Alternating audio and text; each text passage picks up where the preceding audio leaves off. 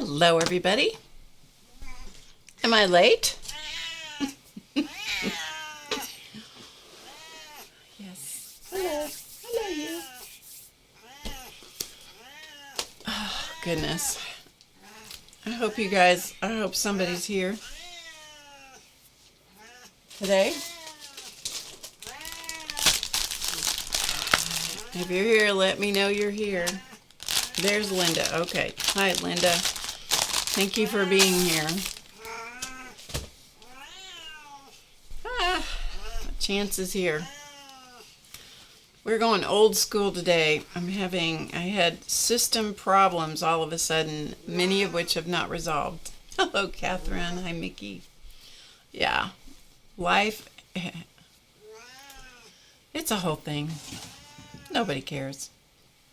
Except Chance. He just wants to have his 5 minutes of fame. I hope you guys are doing well.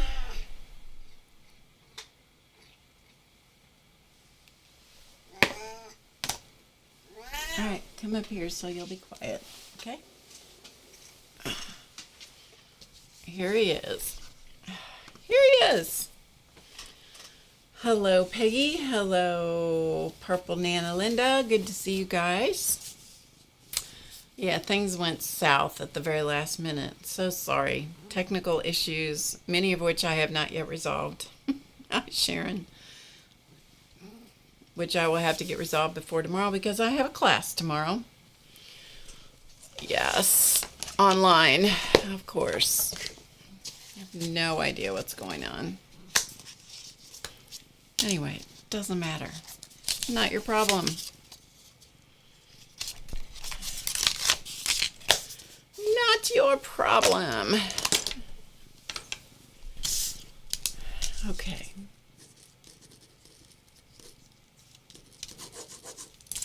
Sorry, I had to make myself a note so I didn't forget. Anyway, if I seem a little scattered, it's because I am. If the image on the front of the video says Drama Free Monday, it's because I didn't have time to change it. So sorry, you guys. Can you guys hear me okay? It looks like you can. But can you hear me? If somebody would let me know that would be excellent. Yeah. Yes. Okay. Thank you, Sharon. This cat has not seen me this morning because I've been gone, and so goodness sakes, I have a giant bug on my desk. Like giant. Like humongous. It's a moth. It's okay. It's okay. Oh. Hi, Janice. Thank you. Thank you. Thank you. All right.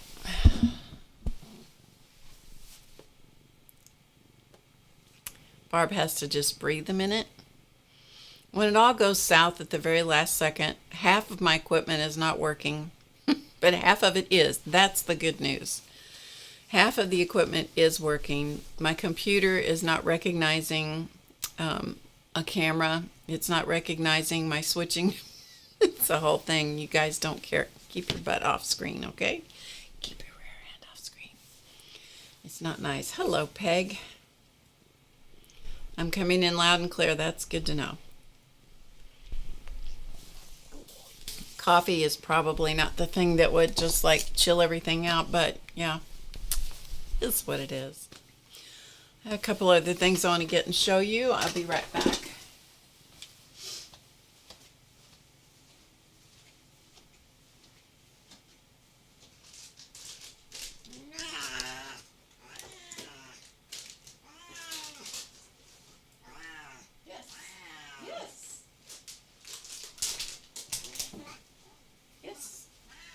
See you.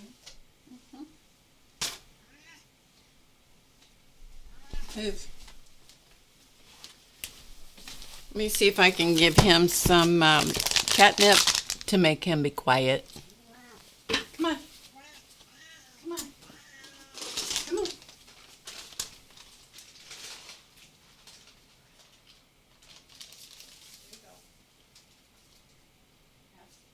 Have that. Enjoy your afternoon.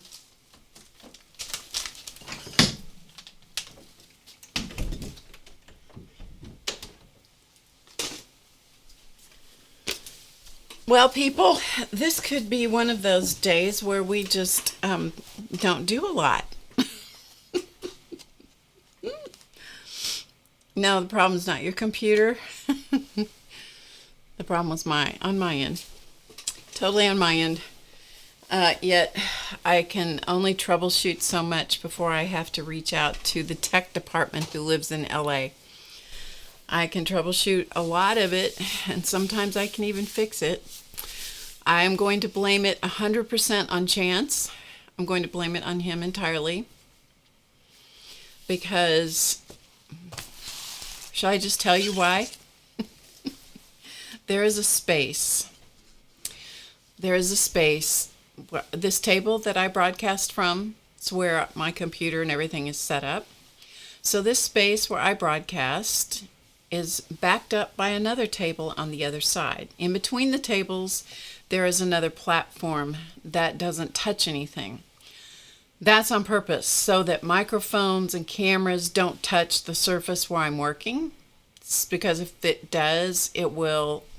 You know how you sometimes people's pictures will shake and make you nauseated and stuff, like that. Well, we avoid that by not having anything touch the table. So that surface between these two tables is where a lot of the hookups are for cameras and all that, connections. There's lots of connections that make cameras connect to the computer, to connect to the sound system. This is a lot of equipment right here. Okay, this is bloody boring for anybody that doesn't care about this. However, in that space it's about this big between the two tables is the perfect place for a cat to barf. Now, he could barf on the floor. He could barf in his own food dish, which is on the table. He could barf on an entire 6-foot table. He could jump off the table and he could throw up on the vinyl floor. He could throw up on the carpet, which he prefers. However, when he decides to barf in the space that's like this, it invariably will touch something vital. It's entirely Chance's fault because I had to clean that up, okay? Such meant that I had to move things. And because of the way our system is, all the wires are Velcroed together or taped down so that everything looks neat and tidy, you see. Not because of me, because if it was up to me, there'd just be a rat's nest. But according to the technical department, everything should be neat and tidy, which means you can't move anything. Okay, so if you move anything, you jostle wires. And if you jostle wires, connections become dislodged. It's entirely that cat's fault because he puked between the tables where there was a camera connection. Didn't mess up the camera connection, but in my lifting it to clean up after the sponsor, I dislodged something. So shall we all just laugh together about what the sponsor has done? He caused indiscretions. Therefore, I don't have a clue. I know, right? You think he's telling me sorry? He's not sorry. He's forgotten he did it, Janice. I would like to think he was sorry, but yeah. Anyway, so in discovering the problem, when you have all this stuff, all these connections and all these things that plug in, sometimes to themselves and directly into a computer, sometimes into a hub, sometimes, okay, got the picture? Depending on where they're plugging in, connections are very fragile. They don't like to move. They don't like to move at all. So if I move anything, yeah, causes issues. So we're going to limp today. We are going to limp. I know Peg, right? Peg can understand. She does videos and all that, live streaming. And believe it or not, this is a simpler system than I used to use. But you have to go on a hunt to figure out what thing is upset, because sometimes things are upset with each other and they've been working, but when they get the opportunity to throw a monkey wrench into the whole system and they get figured out as to, aha, you see, I'm going to get your attention, they will take advantage of that opportunity, and that's what happened. So anyway, so there you go. So we're going old school today, which means I'm back to using not the overhead camera, which comes down on my work surface. We're back to using a webcam, which will shoot in from the side, which is exactly where I started a long time ago. And so by that, I'll show you what I mean.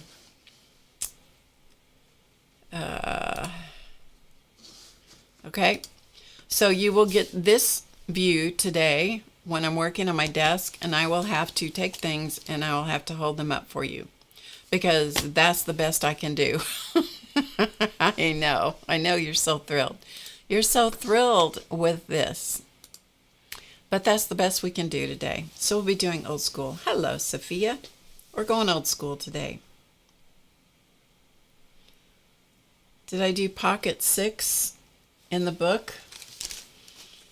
I haven't a clue. Shall we look? Let me look for a minute. I have no idea. We shall look.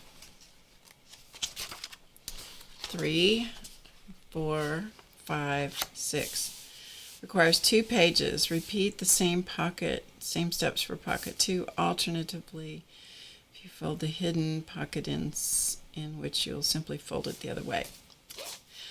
Let me look at my book and we will take a look. That pocket was after this one. I should label them.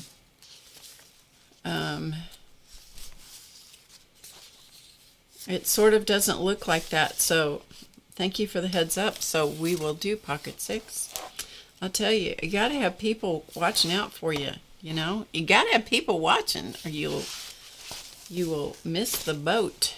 All right, so I'm going to do this, pocket number 6, and I will officially dog ear the page. So we'll come back to that. Thank you, Janice. So anyway, I'm glad you guys are here. I'm a little dressed up today because I just went to a luncheon. Before that, this camera is right in my way. Let me move some stuff here. There we go. We'll just chat for a minute. Would that be okay with you guys if we just chatted for a minute? Hi, Angie. Glad you stopped in. Let's chat for a minute, shall we?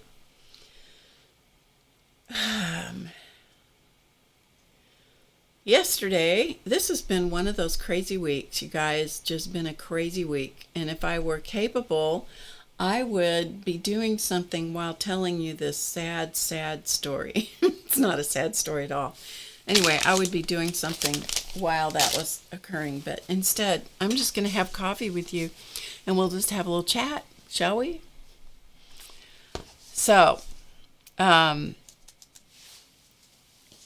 earlier this week, the plumber came back to fix the hot water heater, which has been waiting patiently since August 17th, which is when it was originally installed.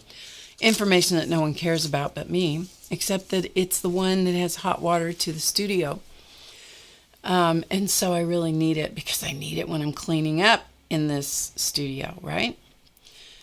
So the plumber came back yet again to make sure that it got fixed this time. But when he left, he said, I think we're all good. And he left, and I turned on the hot water, and it heated up, kind of. And then, you know what? It wasn't hot after that again. So I had to send him a text message and say, guess what? It's not working still. So he had to come back and do another thing, which he did this morning when I said I'll be home all day Friday, except I forgot about the thing I had to go to. And so he came back and he worked on it again. So if memory serves me right, we are staring down the barrel of October 17th. So we're almost 2 months into getting hot water back in the studio. Anyway, maybe if everybody crosses your fingers and your toes, maybe it's going to work this time. Story time with Barb, yes. So anyhow, yesterday I got up at 5 o'clock in the morning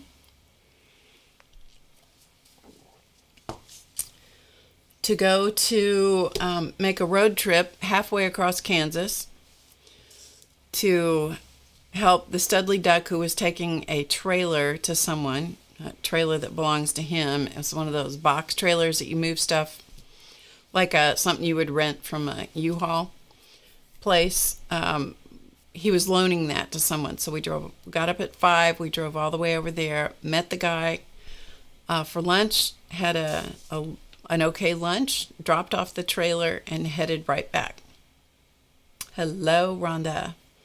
We headed right back. And so we drove back across Kansas. So we did the equivalent of driving from one end of Kansas all the way across it. And that's the equivalent of that trip. We got back on this side into Missouri, and we went to a volleyball game for his Studley Duck's granddaughter, who is she is 13, and she is quite tall, and she's learning to play volleyball, and she's doing a pretty good job. She really is. And so we watched that, and the team didn't win. They won 1 game out of 3, so that was good. And his granddaughter played well. And then we got home, and by the time I got home, it was 8:30, and I think maybe it's quite possible I'm not going to survive. I was so tired. So tired. It was good. It was some pretty country. I'm glad that we got to do that to help somebody else out. But man, oh man, oh man. Then this morning, had a luncheon to go to. So I went to do that. Had to leave that early to get home. But first I had to go by the craft store to see if I could get an art supply that I hadn't been able to locate. Finally found it. Got home. And walked in, and then the equipment decided to fail. Welcome to my studio. So we're going to punt, but we're still going to have fun. Okay, enough of my my personal crazy. I thought I would show you some things. I don't know if any of you guys use these. These are the Sprocket prints, the sticky papers. Thank you, Rhonda. Hi, Barbara.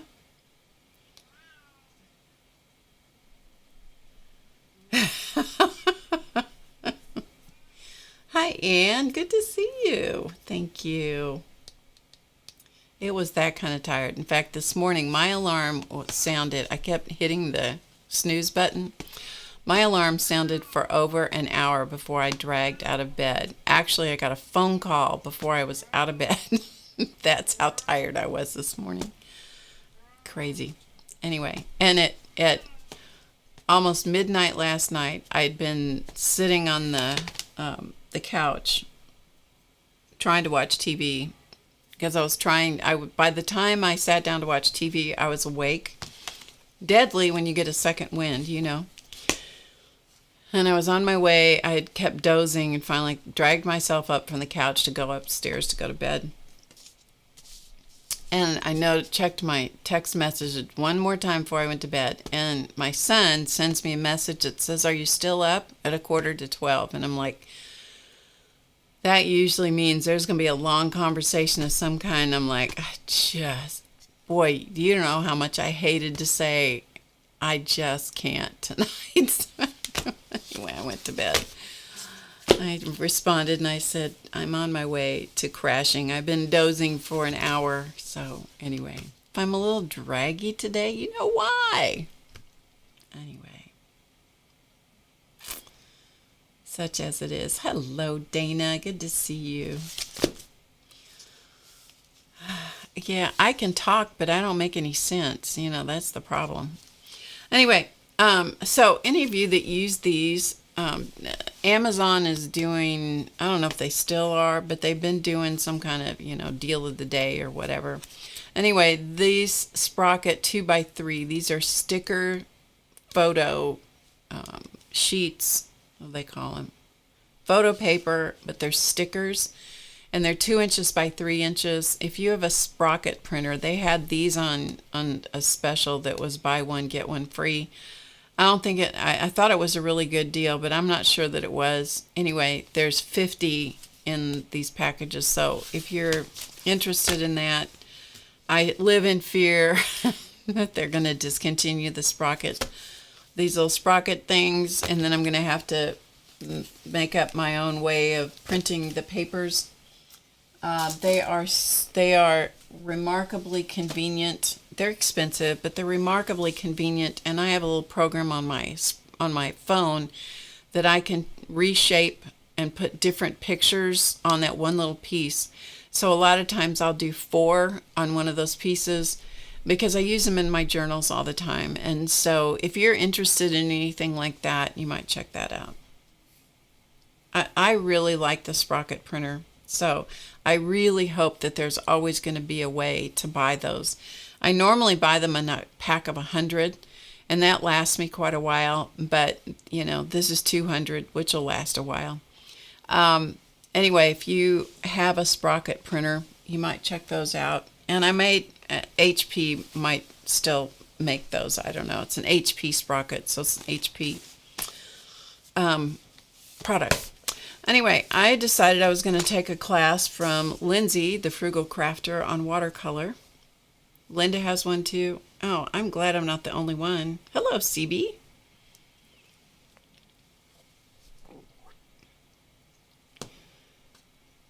Do you want to see what the Sprocket looks like? I can show it to you if you want to see what it looks like. I assume they're still available, but I don't know. Let me know in the chat if you want to see what it looks like. I tried to show it one time, like 2 or 3 years or more, maybe 4 years ago, and I was so inept at showing, it's like crazy. If you want to see it, let me know. I'll go get it. If you're a journaler who likes to include photos in your journaling, it really helps. It does only 2 inches by 3 inches, but you can set it up to do different shapes of pictures. I'll just go get it and show you. I'll just go show you. Hang on a minute.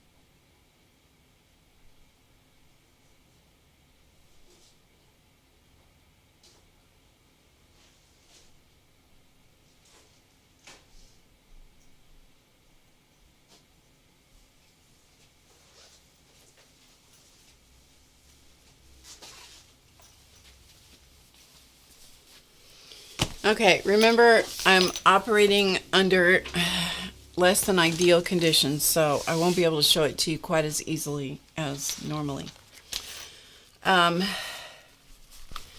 This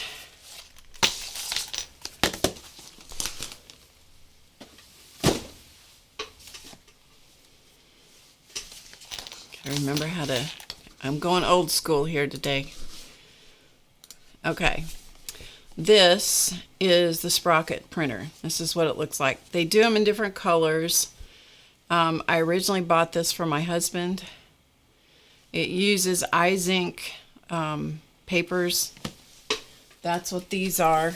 They're iZink, and so you don't put a separate ink cartridge or anything in. The ink is included with the printer, the technology with the paper somehow.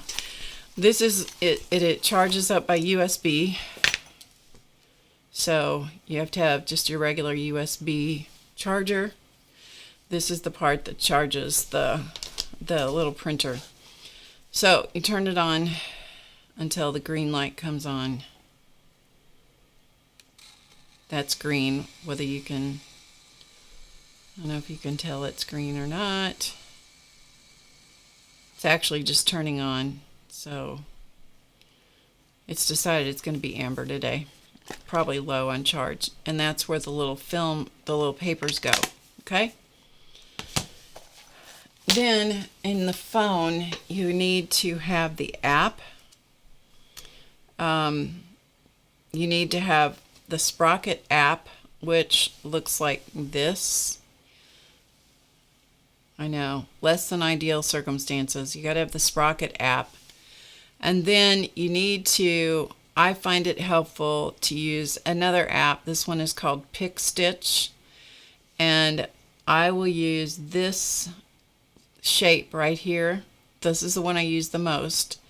And if I touch down here, this says aspect. I don't know if you can see aspect down there. And if I touch that and touch 4x6, it will reshape that screen. And now this is going to print 4 pictures that are going to be 1 inch across by 1.5 inches tall. Okay? So then what you do is you touch this twice and go to your pictures, and then select from your pictures whatever you want. So I'm just going to randomly pick, because this one has 4 shapes. So once I do that, I click done, it's going to show my pictures right here. Then I just drag those pictures up into my to its little slot, and then I can enlarge them. I can move them around depending on what I want them to do. I know this is so old school trying to show you this, but I can see, I can zoom in. That's Chance's head. I know this is impossible to see what he's doing, but okay, so I can zoom in to all of those, and then you click export, which is up here in the corner. It's blown out because of the camera, and save to photos. Then when I go back to my photos, there is my little what I saved. Okay, so that's one of the things you can do with it. If you like, sometimes one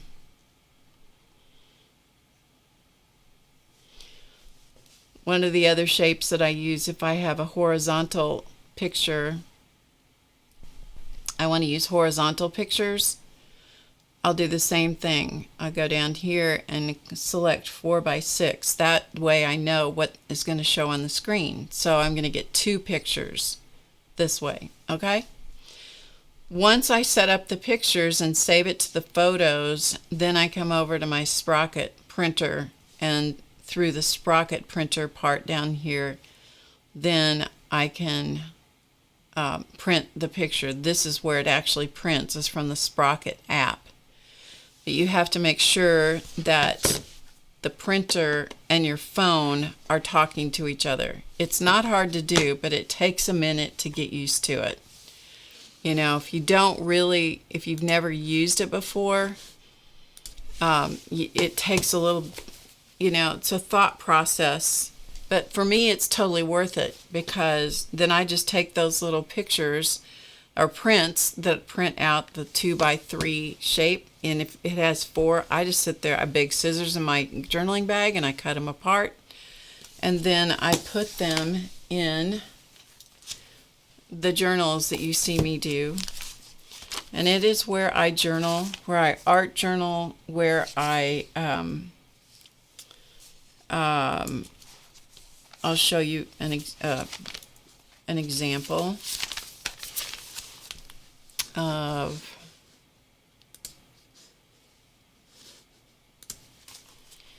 Okay, so this is one of them. This is the 2x3 with a little bit of stuff trimmed off. This is one of the little, the 4 on one sheet. That's another one. So I just trim them up and put them in my journal, and then I write, you know, do the writing, my journaling, and so forth. So for me, it functions like, my journals function like a, this technique works for me. It's like a scrapbook. It's like a day-to-day kind of, you know, tracking my day. It's a memory keeper. It's all of that. But it works so much easier for me to have this little printer that I carry with me. And I can print wherever I am. And I always carry one of the little USB chargers with me that plugs into the electricity, because pretty much any restaurant you go to is going to have an electrical outlet that you can charge. Or if it's not charged, you can just print. Once it's plugged into the printer, it'll let you print. Hello, Kate. So I don't know. It is perfect. It's just perfect for journals like this. And I most often do that one where it's 4 pictures on the page, because it gives you plenty of information. I mean, that one that I showed you, this is my great-granddaughter here, and I know exactly who it is. It's plenty big enough to give me the information that I want. So, you know.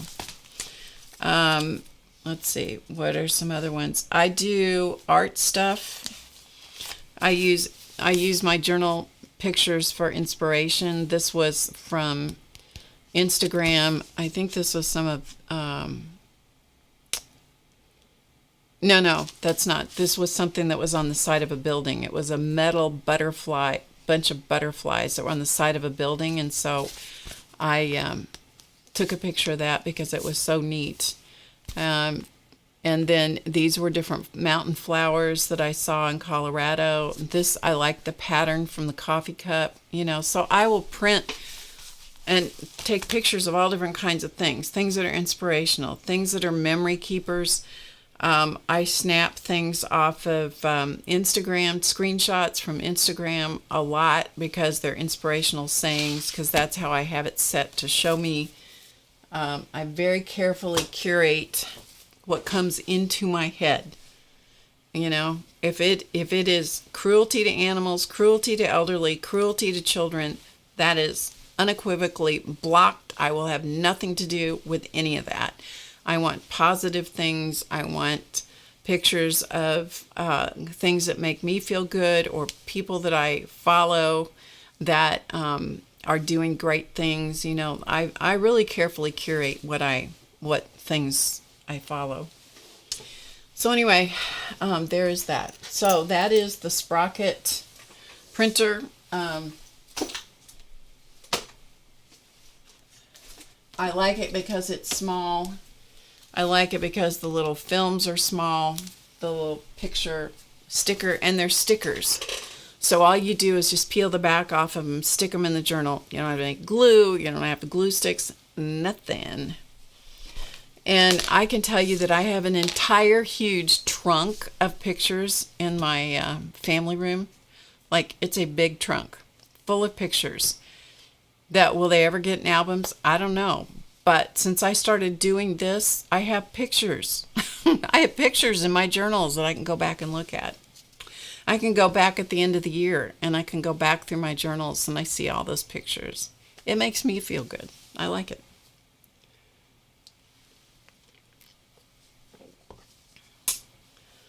I don't know that person. Art Juice. I will write that down, though. Thank you, Sophia. Art Juice podcast. Is it on YouTube or regular podcast?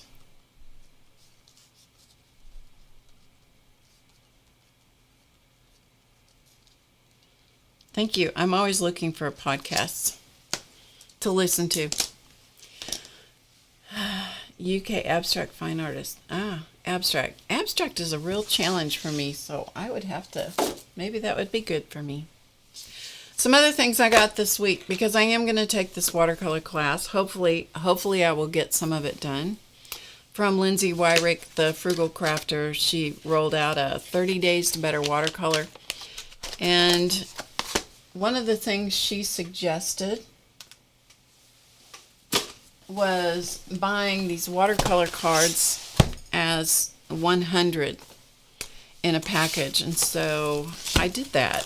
So I didn't even know they came in 100, so I thought maybe some of you didn't know. Anyway, it's a 100 Strathmore 100 watercolor cards in envelopes, and they measure, I think it's about 5 by 7. It's cold press.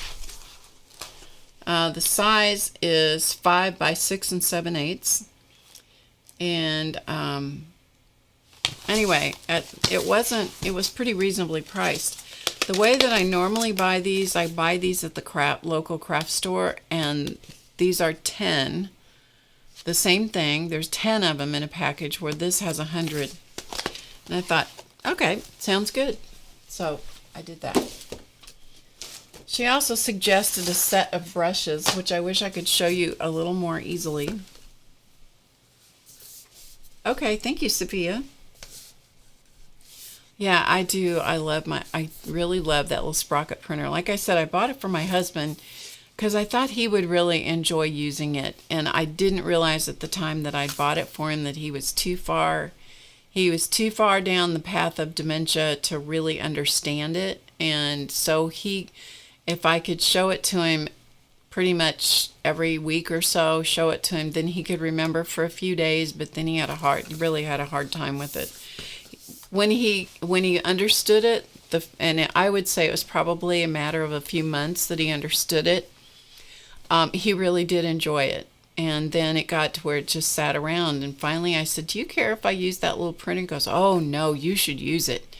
So he still knew what it was. He just could no longer remember how to use it. And so I took it and I went, oh, this was a really good investment. I have since bought one for my granddaughter, one for my daughter-in-law. My granddaughter uses hers a lot, and so it's been really cool. I don't know if my granddaughter or my daughter-in-law uses it or not. But it doesn't matter. I bought it as a gift. That's one of the things about a gift. When you give a gift, leave it alone. They use it, great. If they don't, great. If they give it to somebody else, you gave it to them. Do what they want. Anyway, another thing that Lindsay the Frugal Crafter talked about were these watercolor brushes. This was a set of 20. It cost $25 on Amazon. They're called Artegria, Artegia, Artegria, and I probably am not saying that right, but anyway. Intuition series is the series. It comes in a box like this. Okay, it's a pull-apart box. It's a sturdy canister type box. The brushes all came packaged nicely in this velvet bag, which I think you'd have to use for something else. But I could see using this to carry palette knives or something, or pencils, something that you didn't want to poke holes in something else. But I would never put the brushes back in there personally. Anyway, I have not opened these brushes, and I'm just going to fan them out just so you can see. And they're still in the plastic packaging. But these are the brushes. So there's some really interesting shapes. I have cheap watercolor brushes, which these are not expensive, but she has tested them and said they were quite good. I can't speak from experience, but I thought I would pass that along to you. Okay? That's right, Sophia. You can never have too many mini printers. Anyway, so these are Artegria Intuition Series brushes. So they're 10 brushes of different shapes and sizes. So you get 10, okay? And I think it was $24.99. Amazon is where I got those. So thought any of you that want an inexpensive set of brushes for whatever, but these are specifically watercolor. That's how they're labeled, marketed. So I thought I would pass that along to you. This was another thing I got, which I'm not sure that this was a brilliant investment. I actually bought 2 of these because I thought, oh, this is a really good idea. These are, it is called, it's labeled as a brush cleaning mat. It's a silicone makeup cleaning brush scrubber. And I bought 2 of them. I actually did not get it for makeup brushes. I got it for watercolor brushes. And the theory is that it will, sit down in a surface, and then you drag the brush across the surface. You're welcome, Mickey. Absolutely. So thank you. So you can drag it across there, and it will help knock the paint out of your brush. I bought 2 of them, and I envisioned that it was going to just sit down flat in the bottom of a jar, but it has like a suction cup on the bottom, so I don't know quite how that's going to work. If it works, it works. If it doesn't, I'll find some creative way to, cut that thing off. I don't know. Anyway, so there's that.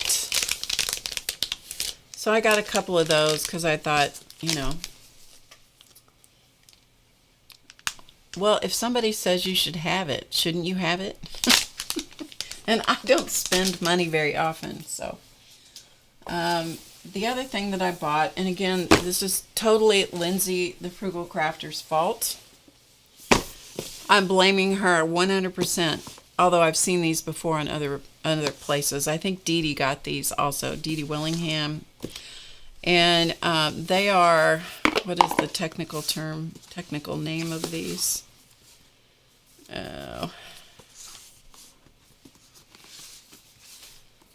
Let me get the card out. I could not find these on Amazon. These I had to buy directly from the person who designed them.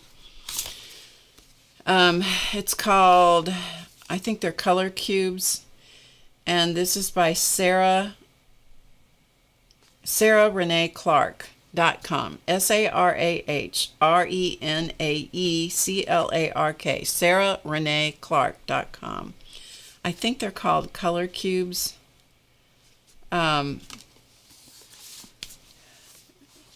Lisa says she loves her color cube cards. Hi, Kathy. Yeah, you could use that puck, which was $5.99 for that brush cleaning puck. I know, right, Peg? Hi, Barbara. Anyway, the cool thing about this, and I mean, I have to really consider before I'll invest in something like this. First of all, I need the space to put it. Second of all, will I use it? Third of all, can I justify the expense? We're all like that. Anyway, there's 2 cubes, and each cube has, I think it's 250 cards. Is that right? Somebody that's here will know. Let's see. I haven't messed this order up yet. I don't know. How many? There are 250? Somebody that's here that knows. Yeah, there's 250 in each cube. So there's 500 cards. Okay, so if you haven't seen these before, we'll take one out so you can see. Okay, so what you have is an image, and my understanding is these are copyright-free images from, what, I don't know, were they from Splash? I can't remember.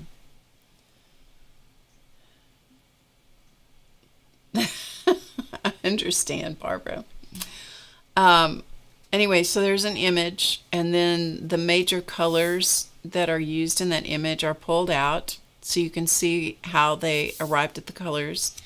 Then you turn it over, and on the back side you have the names of the colors, and then on this side there's a 20% tint, which is here, so it's 20% lighter than the color, and then a 20% shade, so it's 20% darker than that middle color.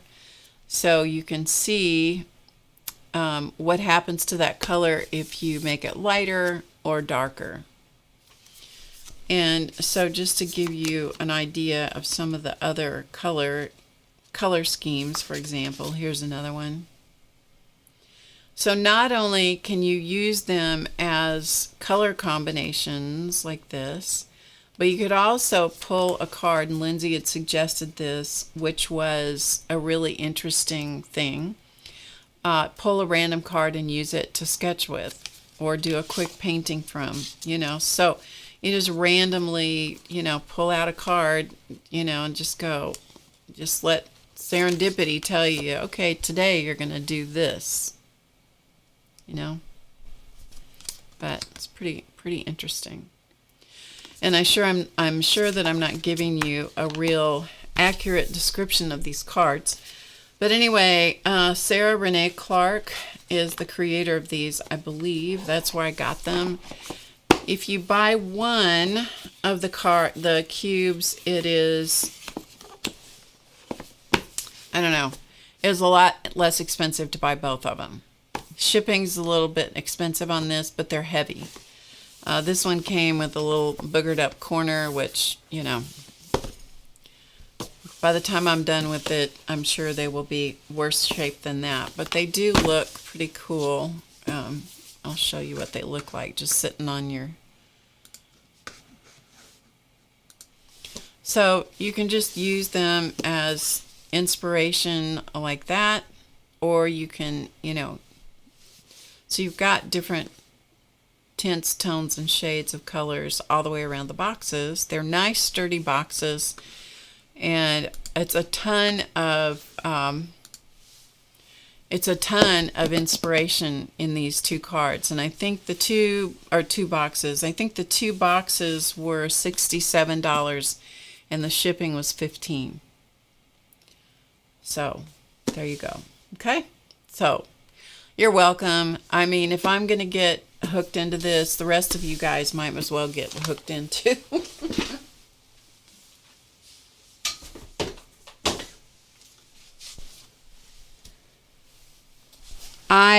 I like to have things that are inspirational and that are good references. I personally like that. I can look at that and go, okay, this can apply to watercolor, acrylic, oils, paper, fabric. It can apply to a wide variety of things that I like to do. So there you go.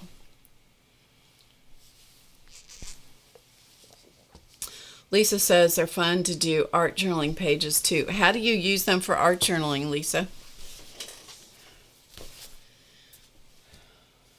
I would be interested to know that. Okay, we're done doing show and tell. And I think my body has calmed down enough from the trauma of trying to get today figured out. In case you came in later. After it happened, my system decided it wasn't going to work today. And it's Chance's fault because he threw up on top of some of my equipment.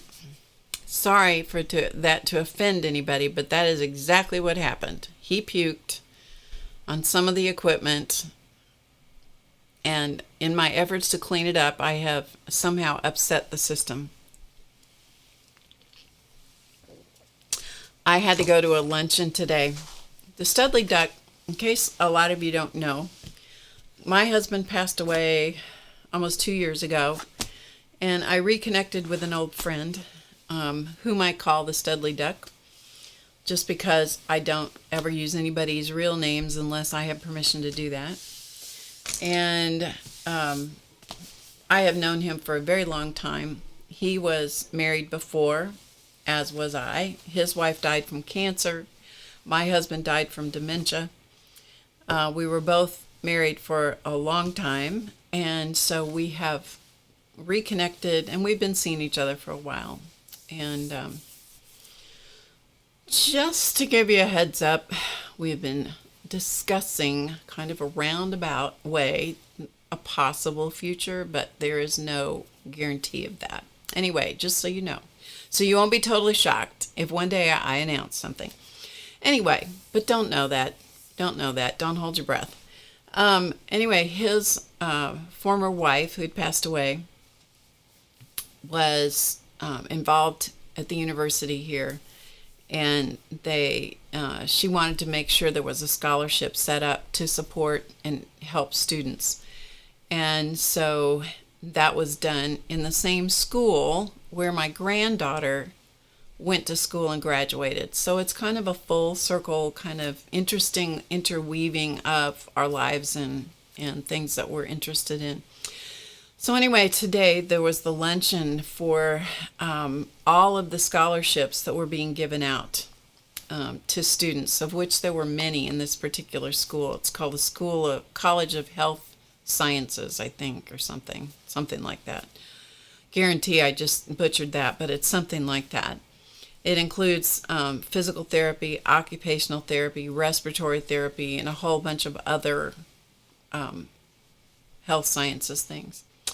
Anyway, so they were giving out and honoring all the students that received scholarships. And so I was invited by the Studley Duck to go to that luncheon that was the scholarship set up by his former wife that was in her memory and blah, blah, blah, blah, blah. So anyway, that's where I went. So there you go. Okay. Pick a random one and use only those colors to do a page. Gotcha, Lisa. Gotcha. Good idea. So I got home just in time to discover that my computer system wasn't functioning. Special. Okay, so this book is what we've been working on. I'm intending to finish this today. The pockets. We'll see how we do. I may work until we're done.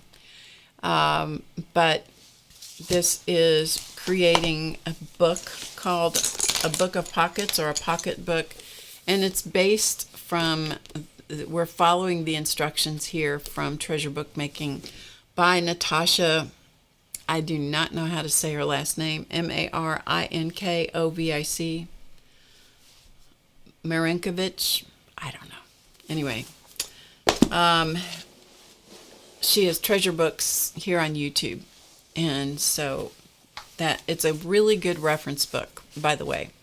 So if you like to do junk journals, and it's not just for junk journals, but if you like to make books and journals and stuff, it's a great reference for that. So we're following that. So let's see if we can, let's see, let's go here. Do this. Hello, Dar. Hi, Donna. Okay, so this is the book that I used. I tore out or pulled out a whole bunch of pages, and the camera is not, this particular camera is going to focus in a goofy way. I'm just going to try to adjust it a little bit better. This camera is an old school webcam that I'm using here. Thank you, Dar. And so it may do some focus in and out, but you know, it's the best we can do here today. So I pulled out a bunch of pages from the book, and then what we're doing is just working through the treasure bookmaking book and following the different pocket ideas. This book, the pages, this is an old, super old book, and so the pages are pretty fragile. And so some of them like want to pull apart. The spine wanted to pull apart a little too much, so I just added some fabric tape in here. So this is one of the pockets. We'll go through these real quickly. So this is one of the pockets. This is another one. And I just followed them pretty much from the book. That was another one. That was like this one, except I didn't make it, it's a deeper pocket, so I didn't fold as much of the front edge back. This one is a freestanding pocket that will hold a bookmark or some other skinny thing. This is just a couple of pages glued together. This one uses 2 pages that are cut, so that's cut, and then the one behind it is cut the same shape but not as deep.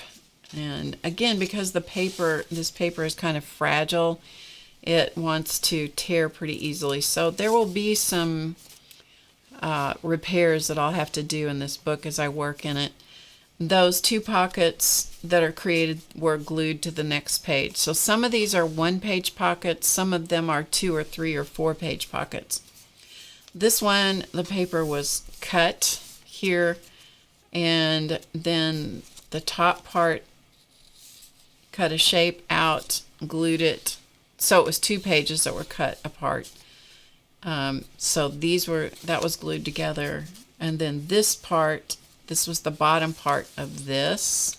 Okay, this is the bottom part of that page. Just cut a shape out and glued that to the next page, and then glued the whole thing to the page below. So there's 2 pockets there, and there's 1 pocket here. Okay, so there's that one. This is a kind of a hack on this other one back here. So this pocket right here that had the 2 V-shaped pockets, I took that idea, and instead of cutting that out, I cut it down the middle and folded those edges back. And then I just put some tape around them to make them a little more substantial. Again, just because this paper is so fragile. And then the second time I intended to make it the same shape and missed. And so you go, okay, well, that was the way it was supposed to be. This one, I think this was folded the wrong direction. I misread the directions, but you know, it still works as a pocket, but sliding in from the bottom. This one slides in from the top. Let's see, this one, you glue 2 pages together and cut it off to open a long vertical pocket.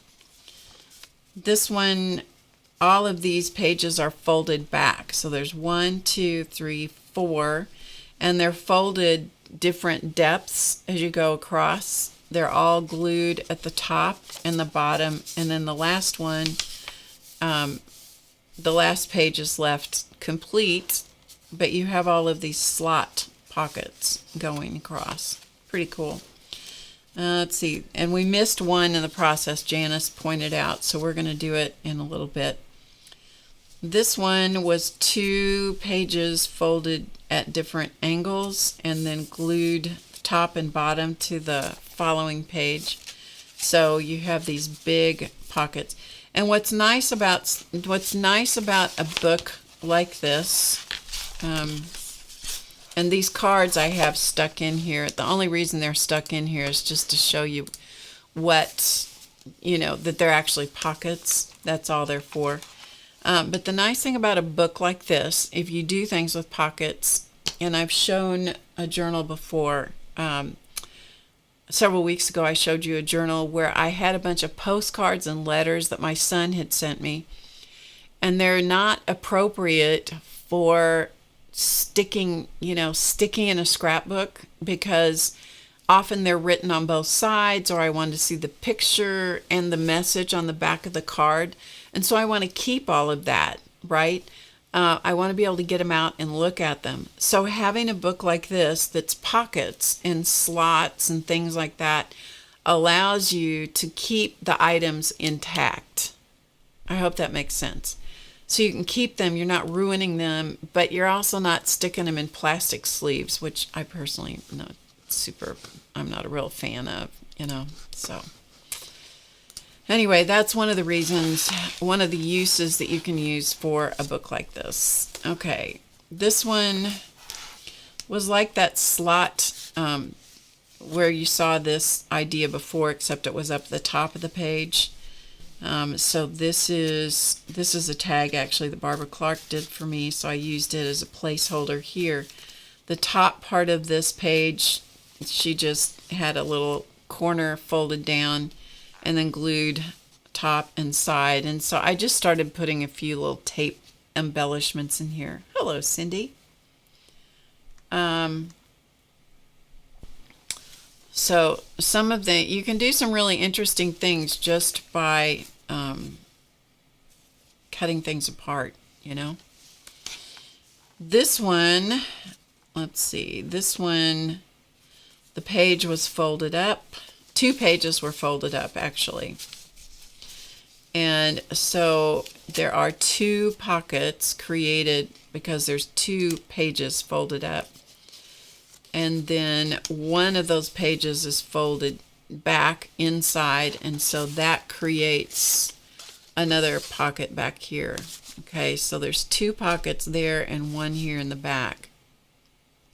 And these are just pieces of decorative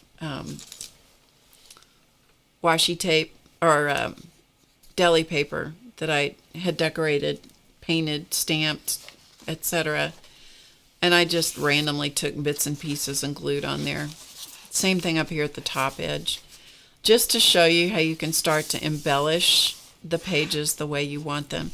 Again, one of the reasons for doing that is because this paper is pretty fragile, and so just by doing some extra reinforcement, it will help keep the pages from falling apart.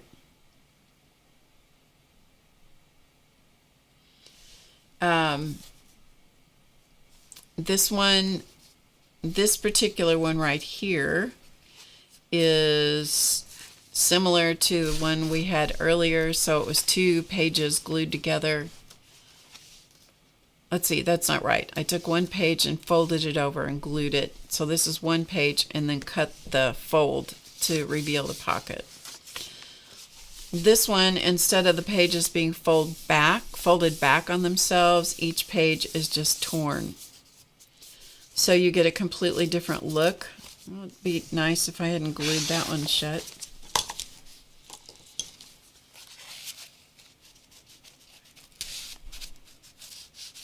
There we go.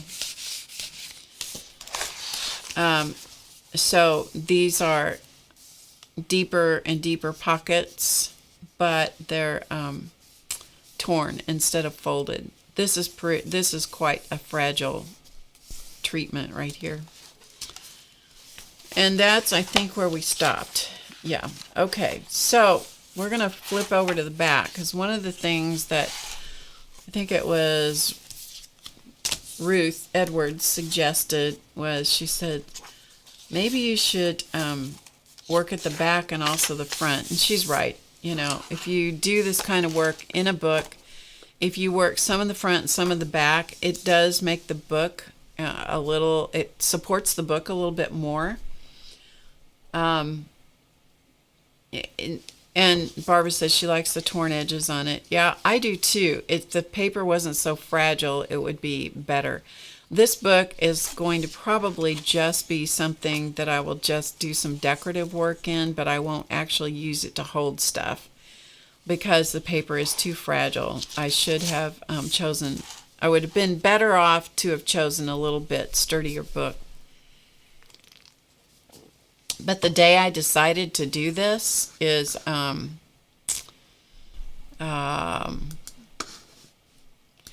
day I decided to do this was the day that I just didn't have a lot of choices of resources on hand, so I had to grab what I had. So there you go. Okay, so again, as I was saying, when I was working through the book from the front, I was doing the pockets in order, and that was kind of what I wanted to do, but, you know, it's not working out 100%, so we're going to skip around. We're going to break the rule and skip around. The pages are quite delicate in this. Yes, they are. Okay, let's go back to the one that I missed, because Janice pointed that out. And this is pocket number 6 right here, which requires 2 pages. Also, another thing that you can do as you're working on stuff like this, if you're going to do this as a finished book, and I'm sorry, everything's a little, slanted downhill. It's because of the tripod of my camera. Here, trying to get it a little more level. Is that better?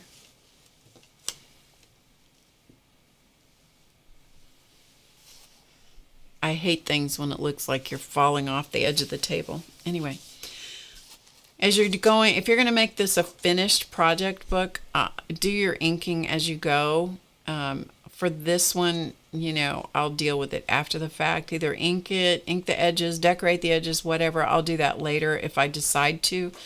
or I'll just keep this as a sample book. But if you are going to do this as a book that you want to keep, and as maybe you want to give it as a gift or whatever, it's a good idea to ink things as you move through the book, like ink edges of things before you glue them together is what I mean. Okay? I'm not doing that because I didn't want to take the time. Okay, so we're going to do, this is for pocket number 2. Let's see if what it says for pocket number 2 for sure. Okay, this one just takes 2 pages. All right, so your hidden fold pocket inside the pocket, in which case you would simply fold it the other way. Whatever requires 2 pages. Repeat the same steps for pocket number 2. Let me go back to pocket number 2. Fold the first page diagonally, so simply taking the top right corner to the page and fold it toward the spine. Turn the page and do glue. Okay, it looks to me like it's exactly the same as pocket number 2. I don't know what the difference is. Fold, oh, inside the pocket. Okay, all right. Okay, let's do this. So we're going to take this and I'm going to fold this part of the way over. I'm not going to go the whole way because this is, again, the spine is a little itty bit wonky. Okay. And so what we're going to do is, for this one, so I've just folded this diagonally in toward the spine, but I didn't go all the way. What I'm going to do here, and this may not be the exact thing that she had in mind, but we're going to do it this way. And there's a little pocket, there's a little crease, little corner turned down up there, and I'm going to leave it turned over. Not going to straighten it up. I'm going to leave this edge open in here by the spine because I'm going to let that be a little hidden pocket thing.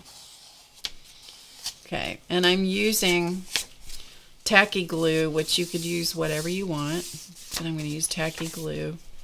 And then I'm going to go ahead and secure this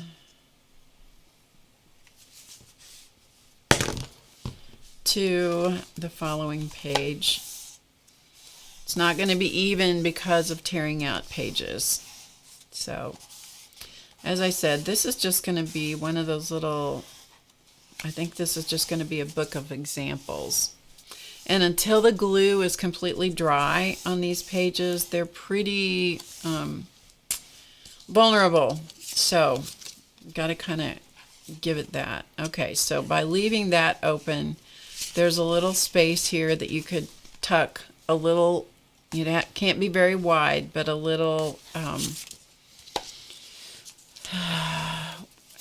whatever this is, if it's not too big, you could tuck it in there. So it could be a little hidden spot, and then have a pocket in here. Okay, so you can have that. Okay, so there you go. So we got that. So we got 2 pockets. I'll just leave that thing in there so we have it. But these where you only have, part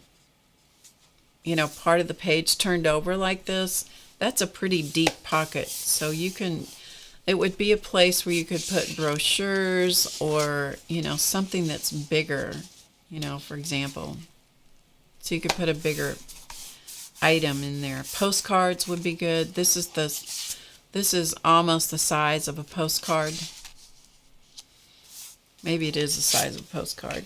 You'd think I'd remember. 5 3/4, 3.5 by 5 3/4. So not quite the size of a postcard, but that could fit in there pretty easily. So we'll call that pocket number 2. That's going to be, we're going to call it pocket number 2, whether it's exactly the way she said it was or not. Okay, so let's go back to where we left off and see if we can finish this up. So we're at we're at pockets 25, 26, 27, and 28. Requires 3 pages. Hello, Anne. Good to see you. All right, so what we're going to do is fold the first page down diagonally and glue on the side closest to the spine. Okay, so let's take 3 pages. 3 pages. All right, so here we go. So we're going to take the top one. I'm doing this. I've not done this ahead of time, so I'm reading it as we go. Okay.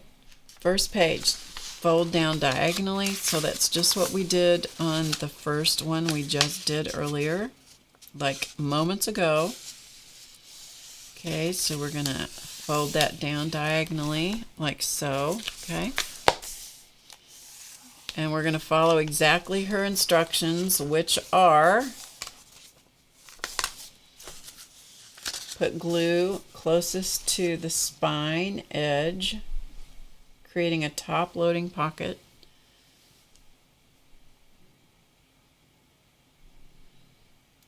Page up diagonal, glue on the side closest to the spine. Okay. Helps if you don't have the cap on the glue. There's a novel idea. Okay. All right. You can use other kinds of glue when you're doing things like this. I like the Aleene's Tacky Glue because it sets up fairly quickly. It's a little thicker than your like regular old Elmer's glue. It's thicker.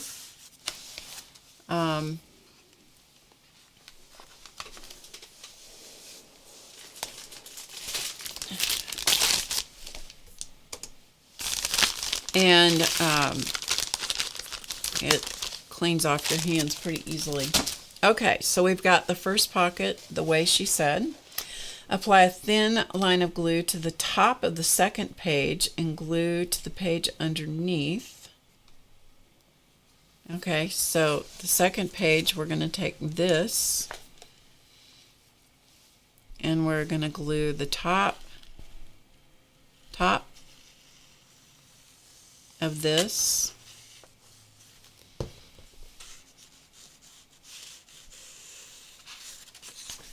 to the page beneath it. Okay.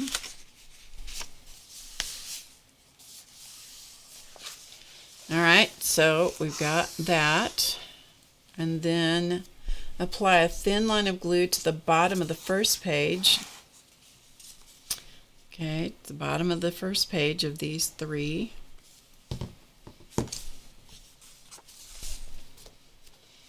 And we're going to glue that together like this. This creates a side loading pocket and a front tuck spot. Side loading. How did they get a side loading pocket out of this? Apply a thin line of glue to the first page and glue to the page underneath. Page 2. This creates a side loading. Okay, so this is your side load pocket right here. And a front tuck spot. So apparently this is left open, but I don't particularly care for that. So I'm going to glue the bottom. Maybe I missed that in the instructions, but anyway, we're gonna, sometimes you just need to, you can adapt if you want. This is what we're gonna do. So we're gonna glue the top and the bottom of that. That truly gives you a side loading pocket. Okay, there you go.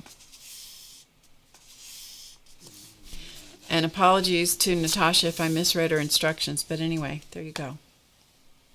You made some alterations too, Anne? Okay, cool.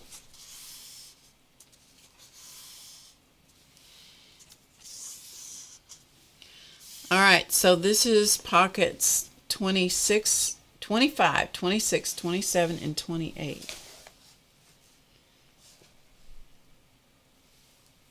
Oh, I didn't go out in order. Okay. Okay, we didn't do everything that was supposed to be done on that one. Let's try this again. We'll go over 3 more pages. I didn't pay attention fully to all the instructions. Okay, let's try this again. We'll see if we can follow all the instructions this time, you guys. Okay, the top part folded down. We'll try this again. Okay, fold this down. Then this part gets glued to the spine. Right? Is that what she said? Closest to the spine. Okay, so we did that. We'll see if Barb can follow directions this time. Okay, so we got that one. Then the next thing that happens. Okay, so this is that page. So the second page, this one folds diagonally up. See, this was where Barb didn't follow directions. I forgot to look at the pictures. Okay, this one folds diagonally up. Okay, and this one glues how? Glue on the side closest to the spine. Okay, we're going to get it this time, folks. Yeah, we're going to get it this time. Okay, so this one glues here. So this is the second page of the 3 pages involved for the proper way to do this pocket. Oh, Barb got a little hijacked today. Just a little bit. I think maybe fatigue might be causing my brain to mess up. Okay, apply a thin line of glue at the top of the second page and glue to the page underneath it, page 3. Okay, so we'll see if we can follow directions right this time. Okay, this one glues to this page back here. So we may have just made an alteration there. All right, so we have that. Okay, so far we have this and we have that. And then apply a thin line of glue to the bottom of the first page. Okay, we got it this time, you guys. We got it this time. So this part here glues to that part there. Okay, by George, we got it this time. Now, if all the glue sets up and dries, we're in good shape. So now we have pocket 1, 2, 3, and 4. Okay, so what we have here is pocket 25, 26, okay, 25, 26, 27, 28. In fact, we got all the pockets this time, okay? All right, we did it. Moving on. Pockets 29 to 34 requires 3 pages. All right, let's see if we, here. This little piece of paper that's just refusing to go away. When something keeps flying around on my desk and drives me crazy, then you know what I do? Glue it down. Here's another one that's sitting here hanging out. And I know you can't see very well today, but that's because my overhead camera, as I was explaining to some of you earlier, and my computer are not speaking to one another. They're having a fight.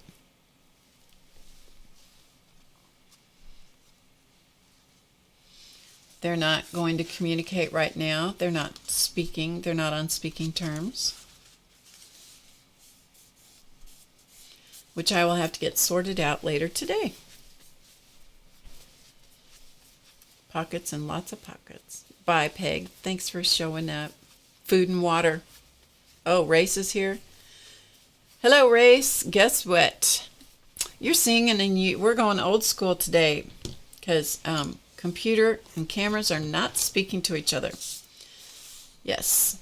So I have to get that straightened out before tomorrow because I have a class, live class. It's Chance's fault, in case you didn't know. It's Chance's fault because Chance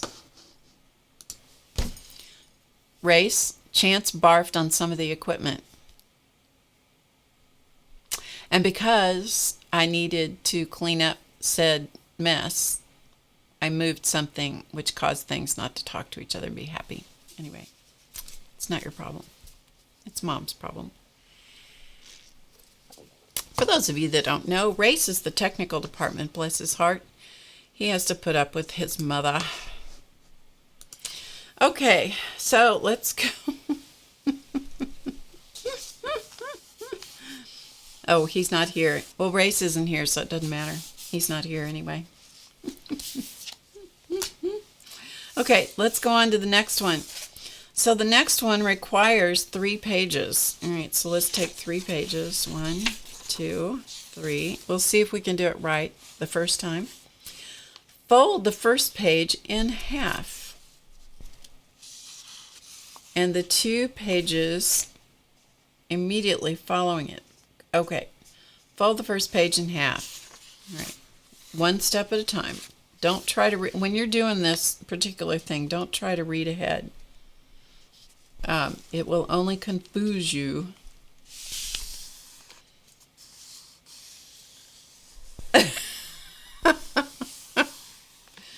Well, since this has happened, I have covered that section of the table with towels. Yes. Okay. He thinks, Race, in case you're not reading the chat, Race thinks that I need to do a stream on making a cat barf protector. I think he's probably right. Okay, the next thing we're going to do, and the 2 pages immediately from this, okay, we're going to cut across them. Okay, so we're going to take our book. So we've taken this page, folded it in half, and we have 2 pages below it, like this. Okay, we're going to use a ruler, and we're going to divide this roughly into thirds. It doesn't really matter. 7.5. What is 7.5 divided by 3? Let's see, 2. How about 2 1/4? Let's just do 2 1/4, and however it turns out, We'll do 2 1/4 from this edge. And we'll do 2 1/4 from this edge, and then there's whatever's in the middle is going to be what's in the middle. So they're not going to be the same size, and that's okay. And I'm going to do a little, give myself a little guide, like this. Okay? So we're going to take all these 3 pages, and we're going to cut these. Oh, wish me luck with this. Cutting 3 pages when they're not glued together can be a little tricky. Okay, here we go. 3 pages at once.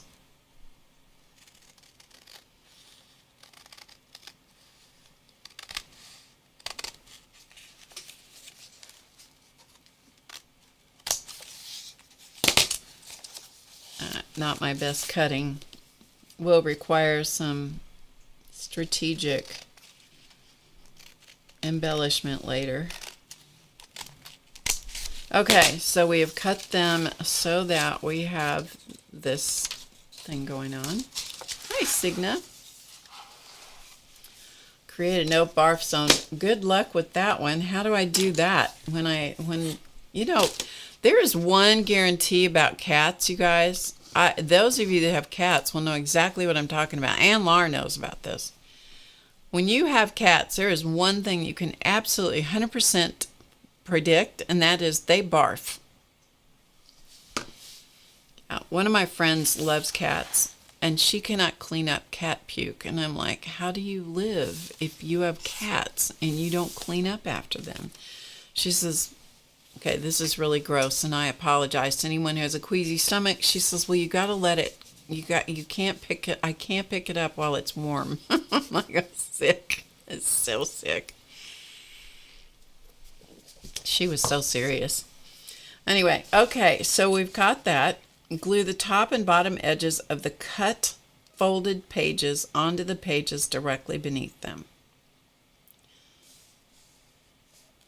Next, cut an opening notch on the second pages and glue the top and bottom edges to the pages. Okay, wait a minute. Glue the top and bottom edges of the cut folded pages. Whoa, I almost messed up.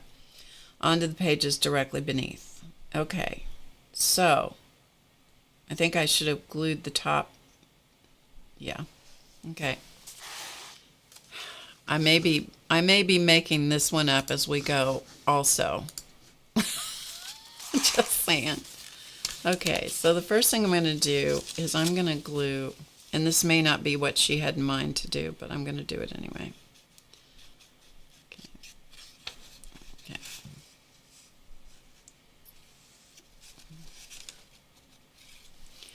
Okay, we're going to glue this together because I got to give this page a little bit of strength, shall we say. Hey, Christine, good to see you. It really was your computer? Yeah, Anne understands. Anne understands. I'm telling you, cats are their own unique. They have their own uniqueness, just like dogs. Yes. Okay, so we're going to strengthen these up by gluing these. This folded section, I'm gluing this together because if I don't, this with this paper is never going to work. Okay, so there you go. Whoops. It's a good thing this is not my most treasured, valuable book. Thank you guys for putting up with me today because I know that this has been a little bit of an unusual stream. I will be back on Monday night once we get through all these pockets. I'll be back on Monday night and we will do something together. Okay, the next one now is glue the top and bottom edge of the cut folded pages onto the pages beneath them, creating 3 pockets. Okay, top and bottom. Gluing that to the next little section. Okay, we're going to glue the top of this one to the bottom of this and the bottom of this one onto the next one. Okay, now if you guys get this book and you go through these pockets and you go, that is not what she meant and that is not what you were supposed to do, Barb, you know what, we're going to call it creative license. We're going to call it Barb's creative license. Okay, all right, so we got those. So we now have this. Okay, so we now have a pocket.